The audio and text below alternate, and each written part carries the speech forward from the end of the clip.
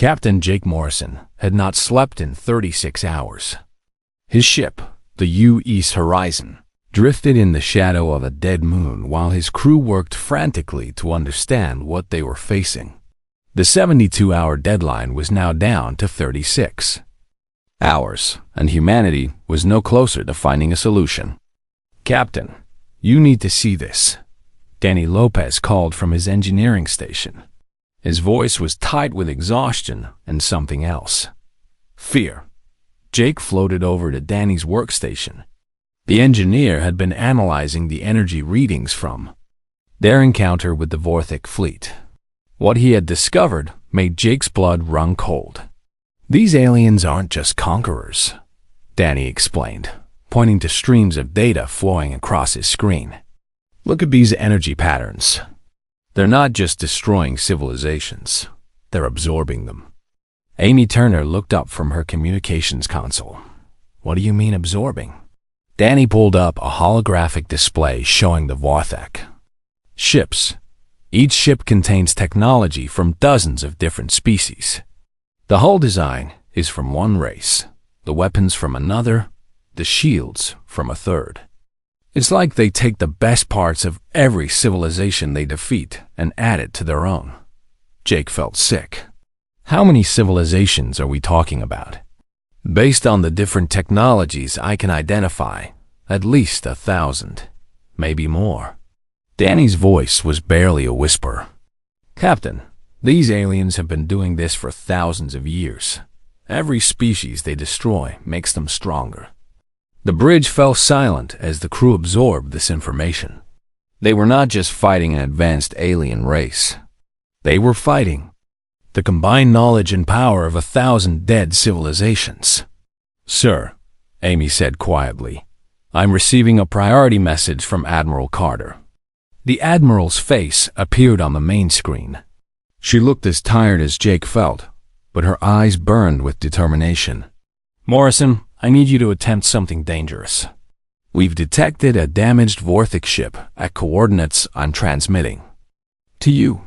It appears to have suffered some kind of malfunction and separated from the main fleet." Jake straightened. "What are your orders, Admiral?" "Board it. Capture it if possible. We need to understand their technology if we have any hope of fighting them." Danny shook his head. "Admiral, that's suicide. Even a damaged Vorthic ship is beyond our capabilities." Carter's expression hardened. "Engineer, in 36 hours, humanity might be extinct. A suicide mission is better than no mission at all." Jake looked around his bridge at his crew. These people had followed him into the unknown regions of space. Now, he was asking them to follow him into certain death. "Admiral, my crew volunteers for this mission." "I wasn't asking for volunteers, Morrison. I was giving you an order." The screen went dark. Jake turned to face his crew. Every single person on the bridge was looking back at him with the same expression. They were scared, but they were ready. 2 hours later, the Horizon approached the damaged Vorthic vessel. The alien ship was enormous, easily 10 times the size of Jake's exploration vessel. Its crystalline hull was cracked in several places, and strange lights flickered across its surface. "No life signs," Amy reported. "But there's definitely power in some sections of the ship." Jake suited up in his combat armor alongside 12 of his best crew members. They would board the alien ship while the rest of the crew remained on the Horizon. The airlock cycled, and Jake stepped into the Vorthic ship. The corridors were unlike anything he had ever seen. The walls seemed to be made of living crystal that pulsed with soft light. Strange symbols covered every surface, shifting and changing. As he watched, "Stay together," Jake ordered over the comm system. "We don't know what kind of defenses this ship might have." They moved deeper into the vessel, following Danny's readings toward what appeared to be the ship's computer core. The silence was unnerving. Their footsteps echoed through corridors designed for beings much larger than humans. Suddenly, Amy grabbed Jake's arm. "Captain, I'm picking up some kind of transmission. It's not directed at us. It's like the ship is talking to itself. Can you translate it? Amy worked with her portable equipment for several minutes. When she looked up, her face was pale. Sir, it's not just one language. The ship is broadcasting in hundreds of different languages, all from species that no longer exist. They reached the computer core 20 minutes later. The room was vast, filled with crystalline structures that hummed with energy. Danny immediately began connecting his equipment to the alien systems. "This is incredible," he whispered. "The amount of information stored here is beyond anything we've ever seen. Histories of civilizations, technical specifications, even biological data." Jake watched the displays as Danny worked. Images flashed past, showing dozens of different alien species. All of them were marked with the same symbol, a red mark that clearly meant extinct. "Danny, can you access their battle records? We need to know how they fight." "Already on it, Captain." Danny's fingers flew over his controls. "Jake, you need to see this." Every single species they fought followed the same pattern. When faced with superior force, they either surrendered immediately or fought defensively, trying to protect their planets and populations. What happened to the ones who surrendered? Danny's expression darkened. The same thing that happened to the ones who fought. The Vorthik absorbed their knowledge and eliminated their species. Surrender just made the process faster. Amy suddenly stiffened. "Captain, I'm detecting movement elsewhere in the ship." "We're not alone." Jake's blood froze. "How many?" "Unknown. But they're heading this way." Danny worked frantically to download as much information as possible. "Almost got it, Captain. Just a few more minutes." The sound of approaching footsteps echoed through the corridors. They were heavy and deliberate. Whatever was coming toward them was large and not trying to hide its presence. "Time's up," Jake said. "Everyone back to the ship, now." But as they turned to leave, Danny made one final discovery that changed everything. "Captain, wait. There's something else here. A psychological profile system. The Vorthik study every species they encounter. What do they say about humans?" Danny scanned the data quickly. His eyes widened. "That's just it, Captain. They don't have a profile for us yet, but they have profiles for over 3,000 other species, and every single one follows predictable patterns." The footsteps were getting closer. Jake could see lights approaching through the corridor. What kind of patterns? Logical ones. Every species fights to survive, to protect their people, to preserve their civilization. They make rational decisions based on acceptable losses.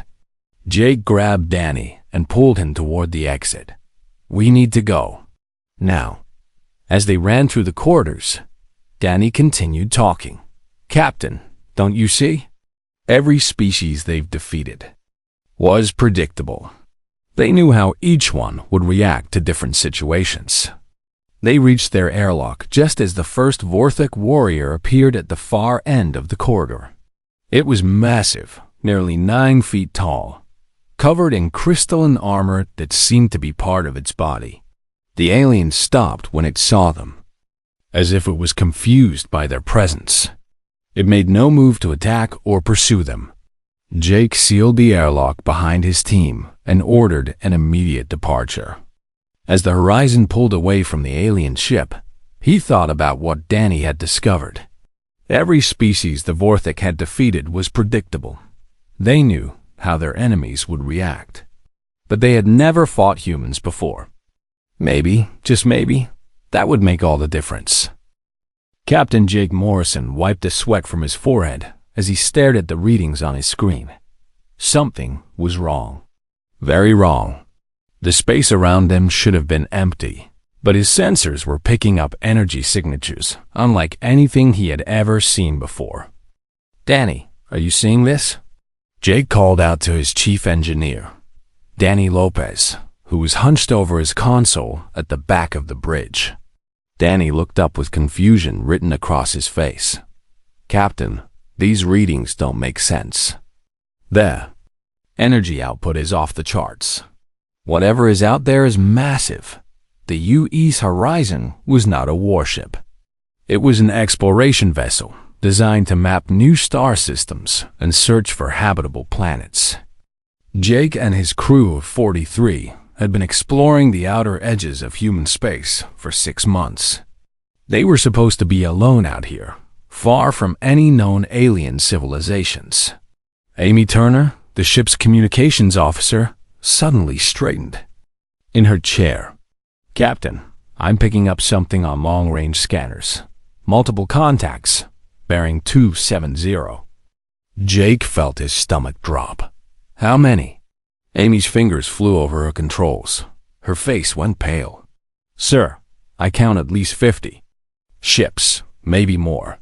They're huge, Captain. Each one is at least 3 times the size of our biggest dreadnoughts." The bridge fell silent except for the steady hum of the ship's engines. Jake had been in space for 15 years, but he had never encountered anything like this. The human colonies had met other alien species before, but they were all primitive compared to human technology. These readings suggested something far more advanced. "Are they responding to our communications?" Jake asked. Amy shook her head. "No, sir. They're not even acknowledging our presence. It's like we don't exist to them." Suddenly, the main view screen flickered to life. What Jake saw made his blood run cold. Massive crystalline ships were materializing out of hyperspace, their surfaces gleaming with an otherworldly light. They moved with purpose and precision, forming perfect battle formations as they appeared. "Get me Admiral Carter on the emergency channel," Jake ordered. "Now." It took several tense minutes before Admiral Lisa Carter's face appeared on the screen. She was aboard the Federation flagship at the Kepler station, 3 systems away from Jake's position. "Morrison, what's your status?" Carter asked, her voice tight with concern. "Admiral, we have first contact with an unknown alien force. 50. Plus vessels, all massive in size. Their technology appears far superior to ours." Carter's expression darkened. "Are they hostile?" Before Jake could answer, his ship shook violently. Alarms began blaring throughout the bridge as red warning. Lights flashed. "They're scanning us," Danny called out. "Some kind of deep penetration scan. They're learning everything about our ship, our technology, maybe even our biology." The scanning beam lasted only seconds, but Jake could feel the alien intelligence probing every inch of his vessel. When it stopped, an eerie silence fell over the bridge. Then Amy's console lit up with an incoming message. The translation software worked frantically to decode the alien language. When the words appeared on her screen, Amy's face went white. "Captain, they're sending a message to all human colonies. It's being broadcast on every frequency." "Put it on the main screen," Jake ordered. The message was simple and terrifying. Primitive species designation. Human. Your civilization has been evaluated. Submit or be exterminated. You have 72 of your time units to surrender your species. Resistance is futile. The Vorthic Empire claims this region of space. Jake stared at the message in disbelief. 72 hours. The aliens were giving humanity 3 days to surrender or face complete destruction. "Danny, can our weapons even scratch those ships?" Jake asked quietly. Danny ran quick calculations on his computer. After a few moments, he looked up with despair in his eyes. "Captain, our most powerful weapons would barely dent their shields. We're completely outmatched." The communications system crackled to life again. This time, it was President Nathan Brooks speaking from Earth. His voice was being broadcast to every human ship and colony in space. "This is President Brooks. All military forces are ordered to yellow alert status. We are facing an unprecedented threat to human civilization. Admiral Carter will coordinate our response. All civilians in outer colonies should prepare for possible evacuation."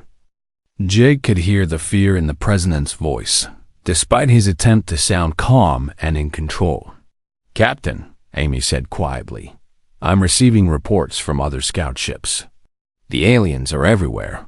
They've surrounded all our major colonies.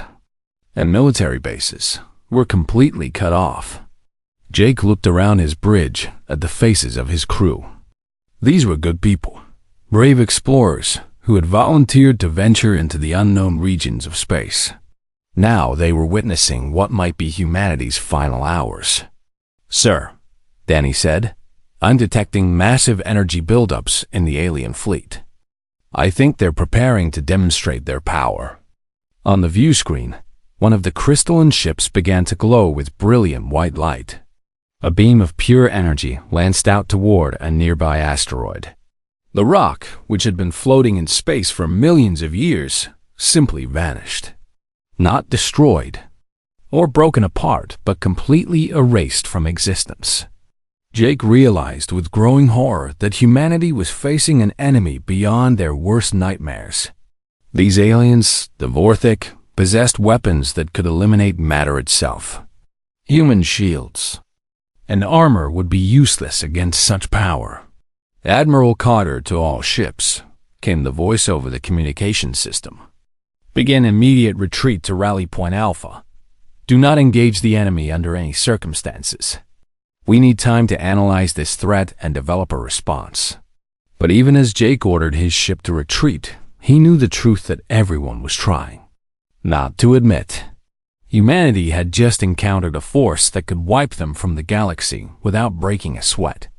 The countdown had begun, and in 72 hours, the human race might cease to exist. As the horizon jumped to hyperspace, Jake took one last look at the alien fleet. The Vorthic ships hung in space like crystalline monuments to power and destruction. Somewhere in those ships were beings who viewed humanity as nothing more than insects to be crushed. The war for human survival had begun, and humanity was already losing. Dr. Rebecca Stone stared at the data from the captured Vorthic ship for the 100th time. The information that Captain Morrison's team had risked their lives to obtain was spread across dozens of screens in her laboratory on Earth. With only 18 hours left before the alien deadline, she was humanity's last hope of finding a weakness. "Doctor, you need to rest," her assistant, Dr. Helen Baker, said quietly. "You've been working for 48 hours straight." Rebecca shook her head. "There's no time. Look at this, Helen. The Vorthic have detailed psychological profiles on every species they've conquered. They know exactly how each race will react to different situations." Helen moved closer to the screen. "What kind of reactions?" "Logical ones.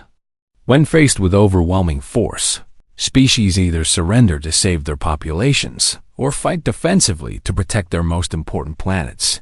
Some try to negotiate. Others attempt to hide their remaining forces." Rebecca pointed to the data, but they all follow predictable patterns based on survival instinct.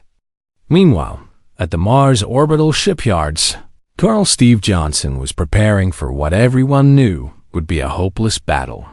The Vorthic had given humanity 18 hours to surrender, but President Brooks had made it clear that surrender was not an option. "Sir," Sergeant Tim Anderson approached with a grim expression, "the alien fleet has begun moving toward our major population centers. Earth, Mars, the Titan colonies. They're positioning for simultaneous attacks." Steve looked out through the viewport at his defense force. 47 ships against an alien armada of thousands. The math was simple and terrifying. "Sergeant, I want you to prepare the self-destruct charges on all facilities. If we're going down, we're not leaving anything useful for them to capture." Tim nodded. "Sir, the men are asking what the plan is." Steve was quiet for a long moment. "The plan is to make them pay for every inch. We might not win, but we're going to make sure they remember fighting humans. Back on Earth, Admiral Lisa. Carter was coordinating humanity's desperate defense from the command center deep beneath Geneva. Reports were coming in from across human space. The Vorthic fleet was massive beyond anything they had imagined. Admiral, her aide, Major Chris Bell, handed her the latest intelligence reports. The alien force is estimated at over 8,000. Ships. Our entire fleet number is less than 400. Carter studied the tactical displays. Every simulation showed the same result. Humanity would be wiped out within hours of the fighting starting. "Ma'am," Communications Officer Lucy Adams spoke up. "We're receiving a transmission from Captain Morrison. He says Dr. Stone has discovered something important." Rebecca's face appeared on the main screen. She looked exhausted but excited. "Admiral, I think I've found something." The Vorthic psychological profiles show that every species they've defeated made rational decisions. They fought to minimize casualties, protect civilians, preserve their civilization. "Doctor, we're running out of time. What's your point?" "My point is that humans don't always make rational decisions. We do things that make no logical sense. We sacrifice ourselves for ideas, not just survival." Admiral Carter frowned. "I don't understand. Look at our own history. Humans have always fought hopeless battles for abstract concepts like freedom, honor, revenge.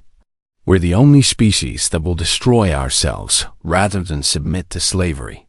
At that moment, reports began, coming in from the outer colonies. The Vorthic had begun their demonstration attacks, hitting several mining stations and research outposts. The results were devastating. Entire installations were simply vaporized by alien weapons. But something unexpected happened at Mining Station 7. Instead of surrendering or trying to flee, the 43 miners armed themselves with mining explosives and charged the Vorthic landing craft. They were all killed, but they took several alien soldiers with them. The Vorthic commander sent a transmission to the human authorities. For the first time, the aliens sounded confused. Why did the mining humans attack when defeat was certain? This behavior is not logical. Rebecca watched the reports with growing excitement. "Don't you see? They don't understand us. Every other species they fought was predictable. But humans do things that make no sense to logical minds." Colonel Johnson received word of the mining station attack while preparing his own defenses. The miners had accomplished nothing tactically, but they had died fighting. Something about that felt right to him. "Sergeant Anderson, cancel the evacuation orders. We're staying and fighting." "Sir, the odds are impossible. We can't win." "Maybe not. But we can make them pay a price they'll never forget." News of the Colonel's decision spread quickly through the human fleet. Ship after ship reported in with the same message. They were staying to fight, regardless of the odds. Dr. Stone monitored the communications with fascination. "Admiral, look at what's happening. Every human unit is making the same irrational choice. We're choosing to fight even when we know we'll lose." "Doctor, how does this help us win?" "It doesn't help us win in the traditional sense, but it might break their system. The Vorthic have conquered 3,000 species using the same method. They overwhelm their enemies with superior force, and their enemies respond predictably. But we're not responding predictably. The alien fleet had now surrounded Earth and the major human colonies. Their massive ships hung in space like crystalline mountains, beautiful and terrifying. But something was wrong. The Vorthic were not attacking. Instead, they were scanning human communications, trying to understand why the humans were not following expected behavioral patterns. Every other species had either surrendered by now or begun defensive maneuvers to protect their civilians. Humans were doing neither. They were preparing to attack. Captain Morrison, still aboard the horizon near the captured alien vessel, watched as human ships began moving into attack formations around Earth. "Amy, Are you seeing this? Our entire fleet is moving to engage the alien force. Amy nodded, tears in her eyes. Captain, they're all volunteers. Every single ship. Admiral Carter gave them the option to evacuate civilians to the outer colonies, but nobody left. The Vorthik sent another transmission to President Brooks. Human leader, your species is behaving irrationally. Surrender now, and some of your population will be preserved for study. Continue this illogical course, and all humans will be eliminated. President Brooks' response was broadcast to every human ship and colony. Tell your empire that humanity chooses to fight. We'd rather die free than live as slaves. Dr. Stone smiled as she heard the president's words. That's it. That's what they don't understand. Other species fight to survive. Humans fight because some things are worth dying for. The countdown timer showed 2 hours remaining until the Vorthik deadline. But humanity had already made their choice. They would not surrender, they would not flee, and they would not fight defensively. They were going to attack an enemy that outnumbered them 20-1, with weapons that couldn't penetrate alien shields, in ships that were hopelessly outmatched. And every single human in the fleet was volunteering for what they knew was a suicide mission. For the first time in their long history of conquest, the Vorthik were facing an enemy that simply refused to behave logically. An enemy that would rather die fighting than live as slaves. The aliens were about to learn what human stubbornness really meant. The Vorthik deadline had passed 2 hours ago, but the aliens had not attacked. Their massive fleet hung motionless in space around Earth and the human colonies, as if waiting for something. Inside their crystalline ships, Vorthik commanders were experiencing something they had never felt before: uncertainty. Admiral Lisa Carter stood in the command center, watching her fleet of 347 human ships form attack patterns around the alien armada. She knew the math. 8,000 Vorthik vessels against fewer than 400 human ships. It should have been over in minutes. Admiral Major Chris Bell approached with the latest intelligence reports. The aliens are scanning our formations. They've been doing it for the past 2 hours. It's like they're trying to understand what we're planning. Carter smiled grimly. That's because they've never seen anything like this before. Every other species either surrendered or tried to defend their planets. We're the first to attack. On the bridge of the destroyer USS Defiance, Commander Julie Foster was preparing her ship for what everyone knew would be their final battle. Her crew of 93 had volunteered to stay when she offered them the chance to evacuate with the civilian transports. Commander, her weapons officer, Lieutenant Gary Miller, called out. All systems are ready. Missiles armed, railguns charged. We're as ready as we'll ever be. Julie looked around her bridge at the faces of her crew. They were scared, but they were also determined. Remember, our job isn't to win. Our job is to make them pay for every human life they take. The plan was simple and insane. Human ships would charge directly into the Vorthik formations, ignoring their own safety to get close enough for their weapons to have some effect. When their ships were too damaged to fight, crews would ram their vessels into alien ships. Dr. Rebecca Stone, monitoring the battle preparations from Earth, watched the Vorthak response with fascination. They're confused, she told President Brooks over the communication link. Their computers are running battle simulations, but they keep getting impossible results. What do you mean impossible? Brooks asked. Their tactical systems are programmed with data from 3,000 conquered species. Every simulation shows that humans should either surrender or retreat to defend population centers. But we're doing neither. At the Mars shipyards, Colonel Steve Johnson was making final preparations with his 47 ships. The smallest defense force in human space, facing a Vorthik battle group of over 500 vessels. Colonel Sergeant Tim Anderson reported, "The alien commander is requesting to speak with you directly. Steve nodded. "Put him through." The alien appeared on the main screen. It was tall and thin, with crystalline skin that reflected light in strange patterns. When it spoke, its voice was translated by the computer systems. "Human military leader, your forces are vastly outnumbered. Your weapons cannot penetrate our defenses. Your defeat is mathematically certain. Why do you not surrender?" Steve looked directly at the alien commander. "Because surrender isn't in our vocabulary. This is illogical. Your species will be eliminated regardless. Surrender would save some of your people. Maybe, but we'd rather die as free humans than live as your slaves." The alien was quiet for several long moments. "Your species is defective. This behavior serves no survival purpose." Steve grinned. "That's what makes us human." The transmission ended, and Steve turned to his crew. "All ships, this is Colonel Johnson. We're going to show these aliens something they've never seen before. We're going to fight like humans." At that moment, Admiral Carter gave the order that would change everything. "All ships, commence attack. Show them what humanity is made of."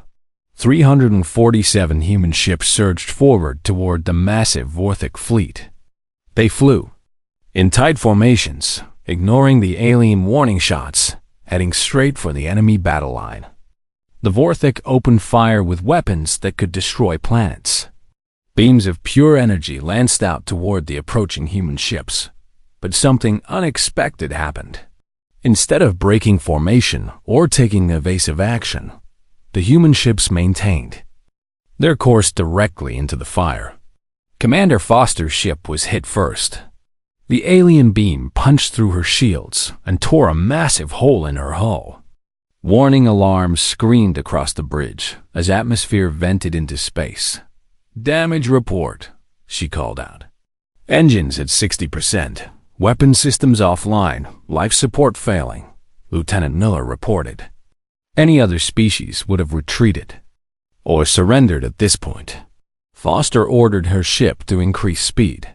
"All hands, prepare for ramming speed. We're going to take one of them with us." The Defiance accelerated toward the nearest Vorthic ship, its hull buckling under the stress. Foster's crew stayed at their stations, working frantically to keep the ship together long enough to reach their target. Captain Morrison, watching the battle from his position near the captured alien vessel, saw something that made his heart race. The Vorthic ships were not responding normally to the human attack. They were hesitating, their formations breaking apart as individual commanders tried to understand what they were facing. "Danny, are you seeing this?" Morrison called to his engineer. "Captain, their tactical systems are failing. They don't know how to fight an enemy that doesn't care about survival." On Earth, Dr. Stone was monitoring the alien communications channels. What she heard made her realize that humanity had found something more powerful than any weapon. "The Vorthak commanders are arguing with each other," she reported to Admiral Carter. "Their battle computers are giving them contradictory orders. They don't know how to respond to suicide attacks." Foster's ship reached the Vorthic vessel and slammed into its crystalline hull at full speed. The explosion lit up space for thousands of kilometers. Both ships were destroyed, but the alien formation wavered. Across the battle, human ships were following Foster's example. When their weapons failed, they rammed. When their engines died, they detonated their reactors next to alien ships. When their ships were destroyed, the surviving crew members used their escape pods as guided missiles. The Vorthic had weapons that could eliminate matter itself. They had shields that could deflect any attack. They had technology stolen from 3,000 conquered civilizations. But they had never fought an enemy that treated death as a tactical option. Colonel Johnson's small fleet at Mars was putting up the same desperate fight. His ships were being destroyed one by one, but each loss cost the aliens dearly. Human crews fought until their ships were breaking apart around them, then used the debris as weapons. Sergeant Anderson, Johnson called over the comm system as his command ship shuddered under alien fire. "Tell the shipyard workers to detonate the facilities. If we can't have them, neither can they." The Mars shipyards exploded in a chain reaction that consumed dozens of nearby Vorthok ships. Johnson's ship was caught in the blast, but his sacrifice had eliminated nearly 100 alien vessels. For the first time in their history of conquest, the Vorthok were experiencing something they had never felt: fear. Not fear of death, but fear of an enemy so unpredictable that their greatest tactical advantage, their ability to predict enemy behavior, was useless. Dr. Stone watched the battle reports with growing amazement. "President Brooks, the impossible is happening. We're actually hurting them. Not because our weapons are better, but because they can't predict what we'll do next." Humanity was losing the battle. Their ships were being destroyed. Their crews were dying. Their colonies were burning. But they were fighting in a way that broke the Vorthok system of conquest. And deep in space, Captain Morrison was preparing to do something that would change the course of the war forever. Captain Jake Morrison stared at the massive Vorthok command ship that had just appeared at the edge of the battle. The vessel was 10 times larger than any other alien ship. Its crystalline structure, pulsing with energy that made space itself seem to bend around it. This was the Nexus, the central mind that controlled the entire Vorthok Empire. "Danny, tell me you're seeing this," Jake called to his engineer. Danny Lopez looked up from his console, his face pale. "Captain, that thing is broadcasting control. Signals to every Vorthok ship in the fleet. It's like the brain of their entire operation." Jake watched as human ships continued their desperate attacks across the battlefield. They were losing badly. Of the 300 ships that had started the battle, fewer than 50 remained. But something incredible was happening. The Vorthok fleet was breaking apart. Their perfect formations were collapsing as individual commanders made increasingly erratic decisions. "Amy, are you monitoring their communications?" Jake asked. Communications Officer Amy Turner nodded grimly. "Sir, their commanders are arguing with each other. Some want to retreat, others want to use their planet-killing weapons, and some are just confused about what to do next." On Earth, Dr. Rebecca Stone was watching the same communications with amazement. "President Brooks, their command structure is falling apart. They've never faced an enemy like us before, and they don't know how to adapt." President Nathan Brooks looked exhausted but hopeful. "Doctor, can we actually win this?" "Not in the traditional sense. We don't have enough ships left. But we might be able to do something they never expect." Meanwhile, Admiral Lisa Carter was coordinating the final phase of humanity's desperate gambit from her command ship. Half her bridge crew was dead, and her ship was held together by emergency repairs. But she refused to retreat. "All remaining ships form up on the Nexus. If we can take out their command vessel, we might break their entire fleet." The surviving human ships, barely 30 vessels now, turned toward the massive alien command ship. They were damaged, outnumbered, and outgunned. Any rational military force would have surrendered hours ago. Instead, they accelerated towards certain death. Jake Morrison made a decision that would echo through history. "Danny, Amy, prepare the shuttle. We're going aboard that command ship." Danny stared at him.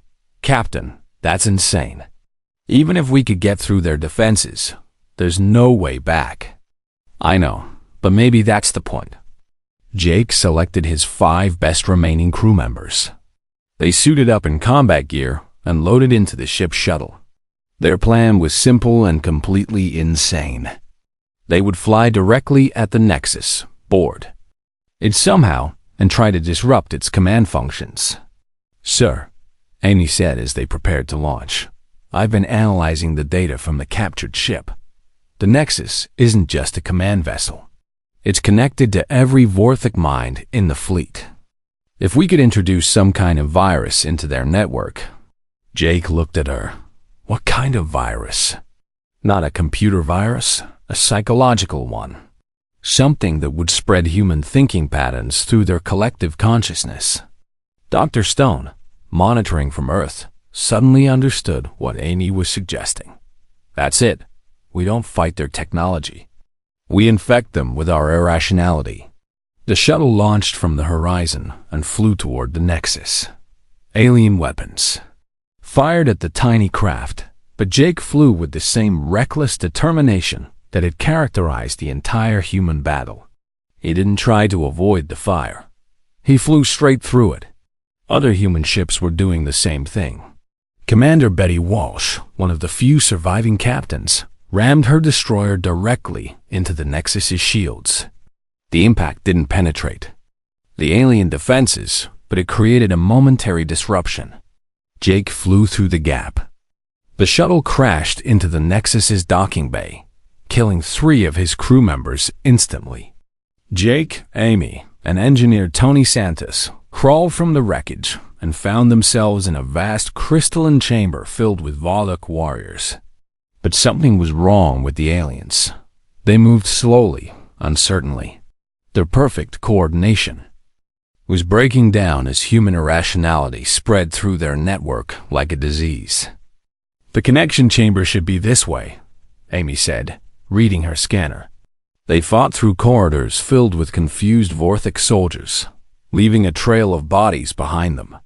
When they reached the central control room, they found something incredible. The chamber was filled with the preserved minds of every species the Vorthek had conquered. 3,000 civilizations, all connected to the alien network, all perfectly logical and predictable. Amy, can you connect our communication system to their network? Jake asked. Already working on it, Captain. Tony Santos set up their equipment while Jake and Amy held off the approaching Vorthek guards. When the connection was established, Amy began broadcasting something that had never been sent through the alien network before. She transmitted pure human emotion, the rage of soldiers dying for freedom, the love of parents sacrificing themselves for their children, the stubborn refusal to accept defeat even when victory was impossible. For the first time in their existence, the Vorthak collective consciousness experienced human feelings. The logical minds of 3,000 conquered species were suddenly infected with something completely alien to them, the willingness to choose death over slavery. The effect was immediate and devastating. Across the battle, Vorthik ships began turning on each other. Commanders made decisions based on honor instead of logic. Some ships fled the battle, others attacked their own allies, and many simply shut down as their crews struggled with emotions they had never felt before. The Nexus itself began to shake apart as its control systems failed. The perfectly ordered alien network was collapsing under the weight of human chaos. Jake, Amy, and Tony died when the control chamber exploded, but their sacrifice had accomplished something impossible. They had infected an entire empire with humanity's greatest strength, the refusal to behave rationally when facing extinction. Admiral Carter watched from her damaged command ship as the Vorthik fleet tore itself apart. Ships that had conquered 3,000 civilizations were now firing on each other or fleeing in panic. The empire that had seemed invincible was destroying itself. All ships, stand down, Carter ordered. Let them finish destroying themselves. The battle was over, but not in the way anyone had expected. Humanity hadn't defeated the Vorthik through superior weapons or tactics.